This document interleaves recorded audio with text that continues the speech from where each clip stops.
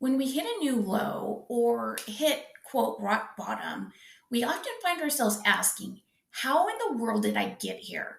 Honestly, you probably know, but you didn't realize that those actions at that time were going to come with this crazy high cost.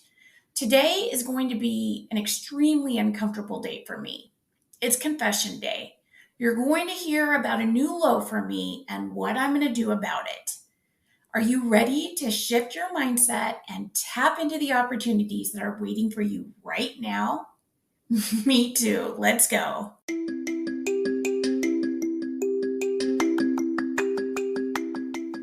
Welcome to the Creating Clarity podcast, where we talk about clearing the fog, shifting our focus, and uncovering opportunities that are hidden right in front of us. I'm your host, Dr. Liz Aguirre. Before I begin, I must emphasize that this work is separate from my professional medical work and does not represent medical advice or opinions of any specific organization. Recently, I've been very aware of the rising cost of everything. Groceries, crazy. Starbucks, crazy. Gas, crazy. Going to the movies, crazy. Eating calorie-dense foods and high amounts of sugar, super crazy. I know, not exactly what you were expecting, but hear me out. If you think I have it all together, you're wrong. I don't. I'm about to be super vulnerable here. I've gained a substantial amount of weight. I've made a ton of excuses for it. I can't run because my back hurts, or every time I go to the gym, I get hurt. I can't stand the thought of wasting food, so I always polish off my plate, and I polish off my kids' plate too. I can't help myself. The kids are bringing candy from school and I eat it. I've allowed myself to make tons of excuses. It's not the number on the scale that bothers me. Seriously. After I gained 30 pounds, yes, 30 pounds, I stopped looking at the scale. But here's what happened. I was chatting with another doctor friend a few weeks ago, and I shared with him that my migraines had substantially improved after eliminating stress from my life. And they also improved with a meditation practice that I started. However, I was still requiring some medications for my migraines, but I felt like things were pretty well controlled. But no kidding, a few days later, literally just a few days after that discussion, my migraines came back worse than they've been in a very long time. I mean, they were really bad.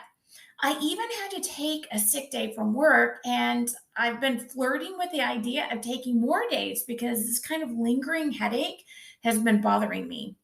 But anyway, my friend had mentioned that he had eliminated sugar and processed foods and basically started a keto diet, and that helped him eliminate his migraines. They went away completely. And, during that discussion, I told him that I was going to try it out, but of course, I didn't take action. So now, here we are today. My body is telling me that I must make a change. The cost of my unhealthy diet has been substantial. My headaches are back. I don't have as much energy. I'm relying more on coffee. I don't have the desire to play with my kids in the afternoon. I don't have the desire to do anything except work and sleep. And even my sleep isn't that great. None of my clothes fit, and it makes me feel bad about myself, and I'm super self conscious. And don't even get me started on the negative self talk. Negative Nelly has been coming around, and I've really had to challenge my thoughts with her. Not exercising, that's cost me a lot. When I don't exercise, I'm much more likely to eat garbage. As you can see, the bad foods I'm putting in my body have cost me a lot. It's cost me my health, my precious time with my family. Guys, time is one of the most precious things ever. And literally, I'm wasting time because I have a headache and I'm laying in bed. It costs me opportunities to enjoy life in general. It decreases my productivity and makes me take longer to complete tasks. So I'm telling you all of this today, even though I'm not sure I have a whole lot to offer you for this podcast, but I thought it was important for me to put this out there in case some of you listeners thought I had it all figured out. I don't. So for this week, I offer you my journey and my plans for how I'm going to overcome this obstacle, yet another obstacle in my life, right? We all have obstacles. This is just another one. So here's what I do know: developing habits works. It does. It's so simple, but it's so hard. The hard part is getting started. And then the second hardest part is sticking with it. The reality is, when you focus your time, energy, and effort into something, that's when the magic starts to happen. Instead of allowing the excuses to continue, I'm committing to all of you today to reestablish some healthy habits in my life. Here are the things that I stopped doing, which undoubtedly are causing this weight gain. Number one, limiting processed foods and extra sugar. I can already tell you that if I start this tomorrow, in 2 days, I'll start feeling a whole lot better just by eliminating these two. Number two, doing strenuous exercise 3 times a week. I've actually started this already and I'm just committing to continue. I'm going to make myself sweat and I'm going to do it first thing in the morning, right after my meditation, so that I can't make excuses. I know I need to do that for myself. The next thing is drinking at least 80 ounces of water. 80 to 100 ounces of water per day is my personal goal. It's different for everybody, and I'm not making medical recommendations because if you have health issues, it might be different for you. But for me, I know that my goal is around 80 to 100 ounces of water per day. And that helps me feel less hungry, and it definitely helps me to have less headaches.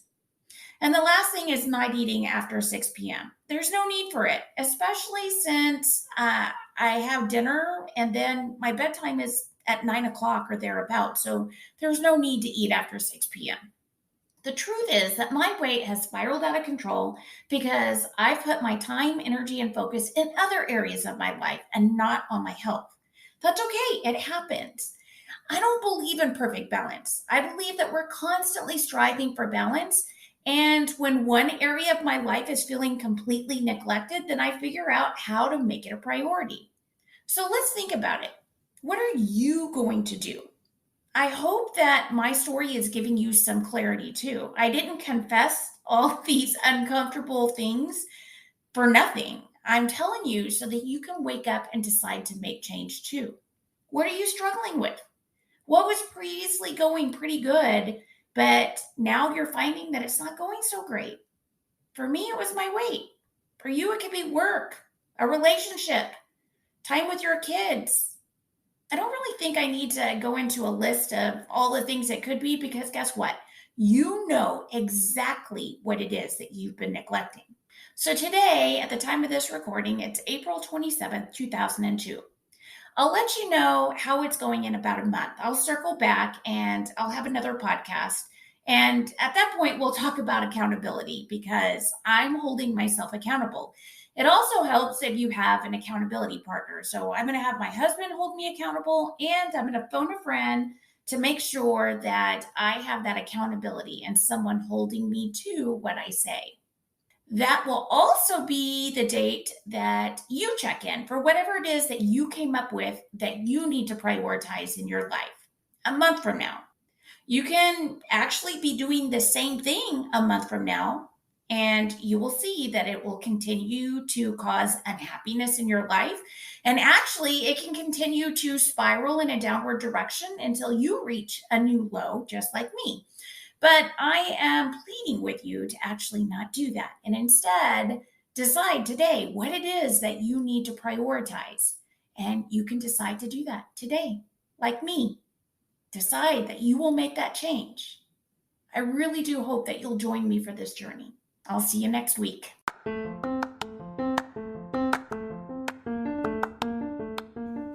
Thanks for listening. Make sure you hit subscribe so that you won't miss the next episode. And if you like this episode, please share it with a friend and give me a 5-star review so that I can reach more people. I'll see you next week.